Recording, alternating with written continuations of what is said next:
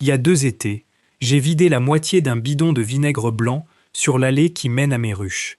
Le lendemain matin, tout était brun, couché, apparemment mort. Je suis sorti avec mon café et j'ai regardé cette allée avec la satisfaction d'un homme qui vient de gagner une guerre pour 3 € de matériel. 16 jours plus tard, les mêmes herbes avaient repoussé exactement aux mêmes endroits, plus denses qu'avant, comme si le vinaigre n'avait jamais existé. Pendant ce temps, à 100 mètres de chez moi, l'allée en gravier de ma voisine Colette n'avait pas une seule mauvaise herbe depuis le mois de mars. Elle n'avait rien acheté au village, elle n'avait rien pulvérisé. Ce jour-là, assis devant mon allée brune et vaincue, j'ai décidé d'aller lui demander comment elle faisait. Likez si ça vous a aidé. Abonnez-vous si vous voulez la suite. Je m'appelle Marcel Fontaine. Je suis apiculteur dans le Luberon, en Provence, et j'observe les plantes d'un peu plus près que la plupart des gens, parce que mes abeilles dépendent de ce qui pousse et de ce qui ne pousse pas autour de mes ruches. Ce que Colette m'a montré ce jour-là a changé ma façon de voir chaque mauvaise herbe dans mon jardin, et je vais vous le montrer exactement comme elle me l'a montré, y compris la partie qui m'a d'abord semblé beaucoup trop simple pour être vraie. Colette a 82 ans. Elle vit seule dans une maison en pierre au bout du chemin, avec un jardin qu'elle entretient depuis que son mari est parti, il y a plus de 20 ans. Quand je lui ai demandé quels produits elle utilisait sur son allée, elle a ri, un peu moqueuse, comme si la question elle-même était drôle. Elle m'a dit qu'elle n'avait pas touché un bidon de désherbant depuis les années 1970, et que son secret n'était pas dans une bouteille du tout. Il était accroché près de sa porte d'entrée, une petite binette aux manches usées, et une habitude qu'elle tenait depuis 50 ans sans jamais y penser comme à une corvée. J'ai attendu la suite en me disant qu'elle allait sortir un vieux remède de famille, une recette de grand-mère avec du vinaigre et je ne sais quoi d'autre. Elle m'a simplement demandé si je savais ce que je tuais vraiment quand je pulvérisais une mauvaise herbe. J'ai répondu la plante, évidemment. Elle a secoué la tête et m'a montré sa binette du menton, comme si l'objet lui-même contenait la réponse. Elle m'a dit une phrase que je n'ai pas oubliée depuis. On ne gagne pas contre une racine en la brûlant une fois fort, on gagne en la faisant payer un peu, souvent, jusqu'à ce qu'elle n'ait plus rien à donner.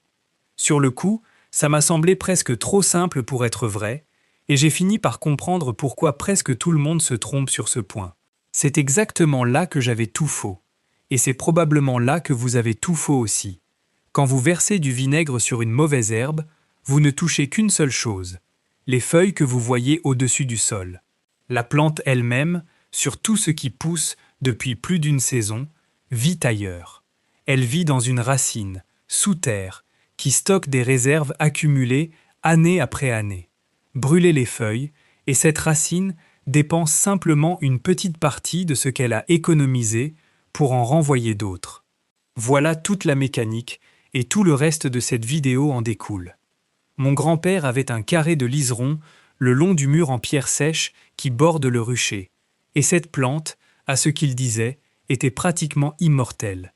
Il la coupait, elle revenait. Il la coupait de nouveau, elle revenait de nouveau.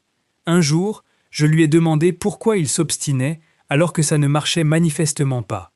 Il m'a répondu qu'il n'essayait pas de la tuer, il essayait de la faire dépenser. Mes amis, vous êtes nombreux à me demander où retrouver ces astuces en un seul endroit. Je les ai réunies dans un manuel, 56 méthodes d'autrefois, chauffage, eau, jardin, réparation, chacune avec ses étapes et ce qu'elle vous fait économiser. Mise bout à bout, 2 à 4 000 € par an. Pas de matériel compliqué, pas de produits chers, juste ce que vous avez déjà chez vous. 29 € et remboursé sous 7 jours si ça ne vous va pas. Le lien est dans la description. De voisin à voisin, comme autrefois. Je n'ai pas compris tout de suite. Il m'a expliqué que cette racine, en bas, avait des réserves, tout comme nous avons des bocaux pleins dans la souillarde pour l'hiver. Chaque fois qu'elle devait renvoyer une tige, elle puisait dans ses réserves. Si on la laissait pousser tranquillement, les feuilles remboursaient le stock et la plante finissait gagnante. Mais si on la coupait le jour même où elle montrait du vert, elle dépensait sans jamais rembourser. Répétez l'opération assez de fois dans une même saison et le stock finit par s'épuiser. Il avait raison. Ça a pris 2 étés. Ce liseron est parti et il n'est jamais revenu. C'est ce principe qui explique aussi pourquoi certaines mauvaises herbes reviennent plus denses qu'avant, ce qui rend fou la plupart des gens qui essaient. Certaines plantes ne gardent pas leurs réserves dans une seule racine qui plonge droit vers le bas. Elles les gardent dans une tige souterraine qui court sur le côté, et cette tige envoie de nouvelles pousses tout au long de son parcours.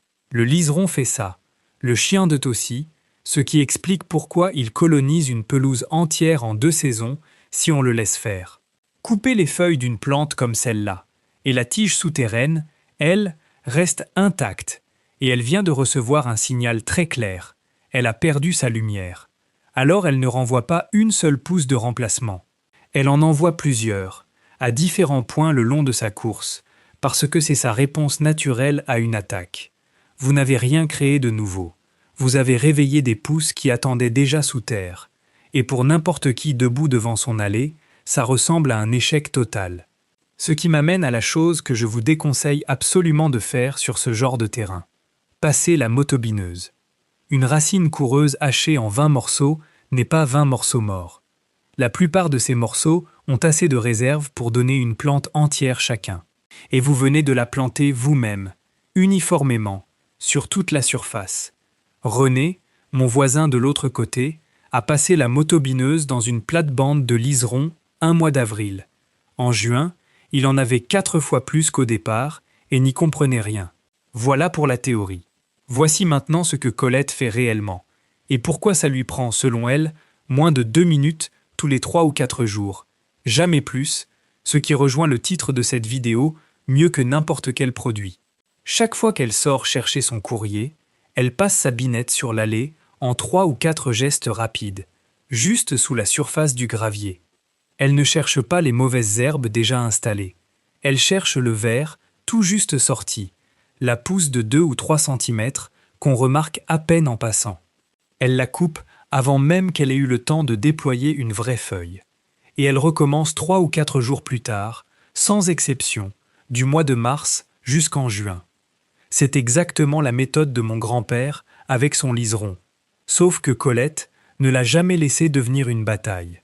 Chaque pousse qu'elle coupe reçoit environ 3 ou 4 jours de vie et pas un de plus.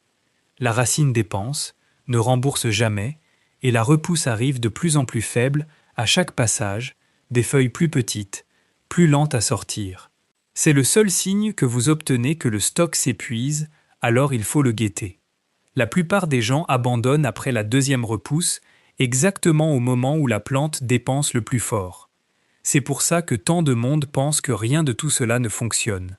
Il y a une période de l'année qui rapporte plus que les autres, et c'est la fin du printemps et le tout début de l'été, juste après que la racine a dépensé lourdement pour pousser tout ce feuillage neuf, et avant que les feuilles n'aient eu une longue saison pour la rembourser.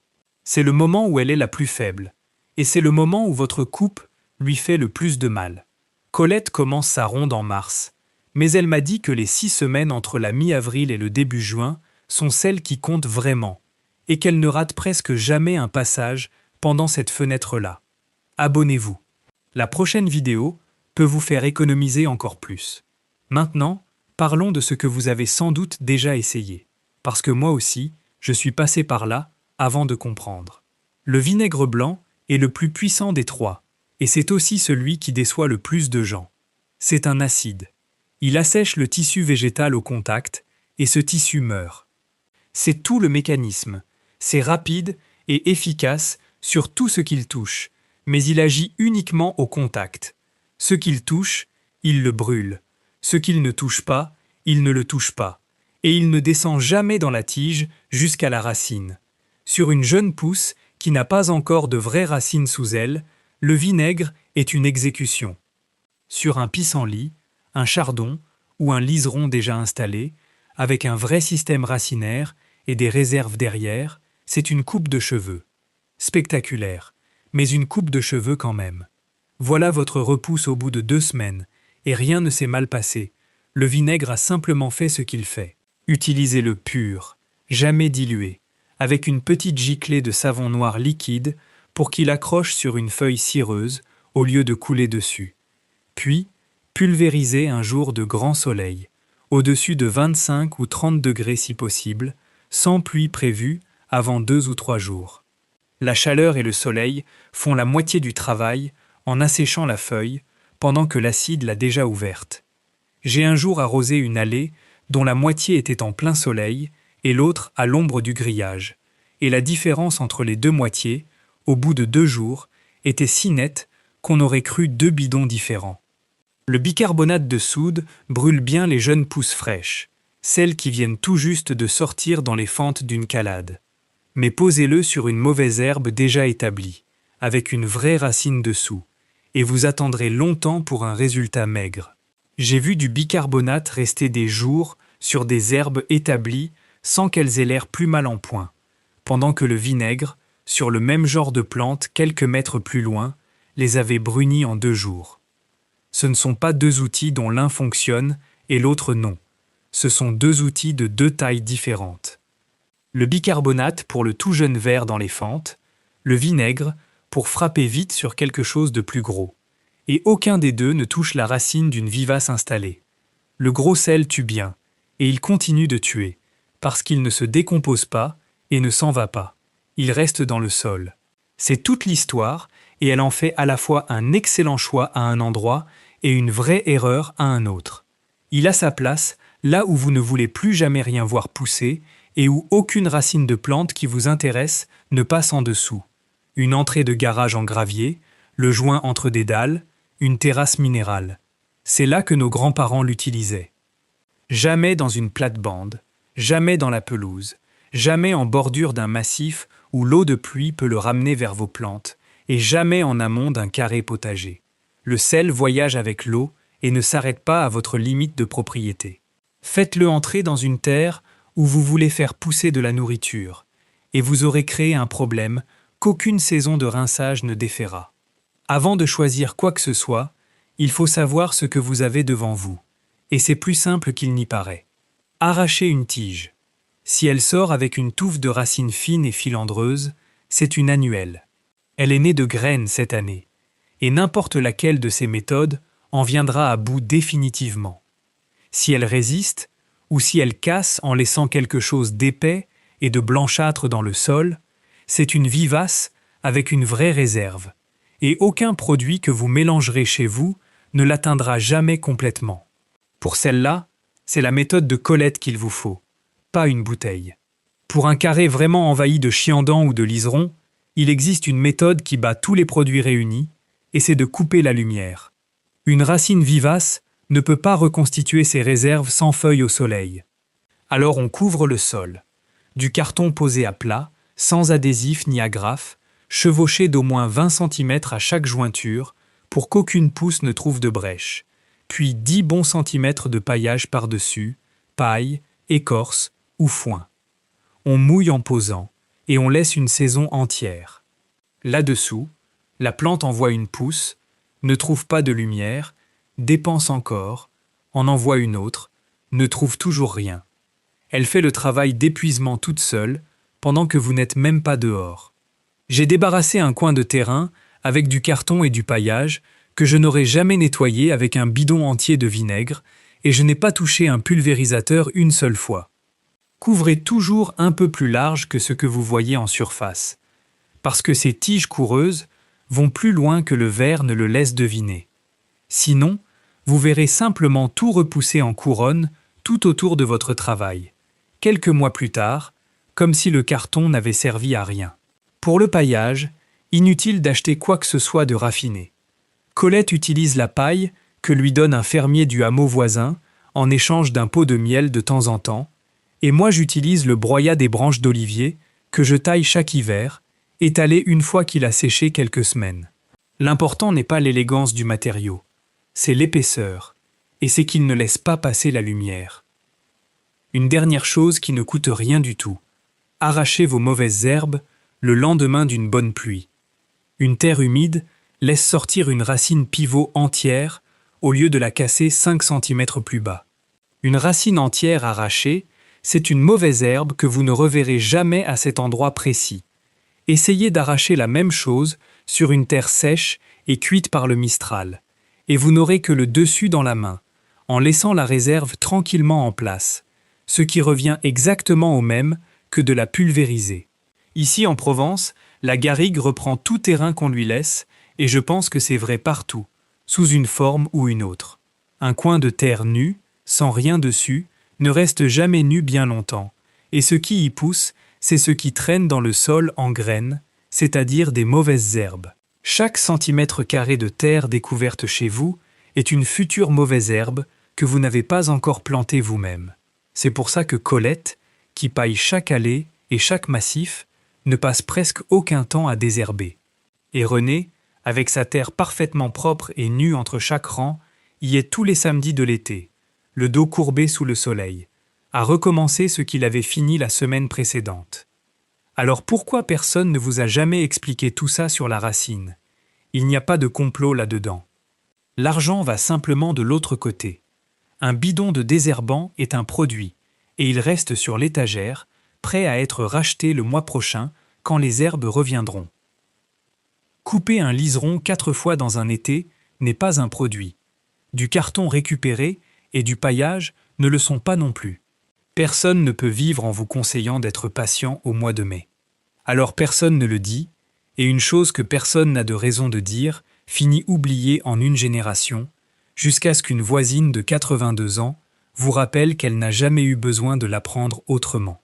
Un mot rapide sur la sécurité avant de finir.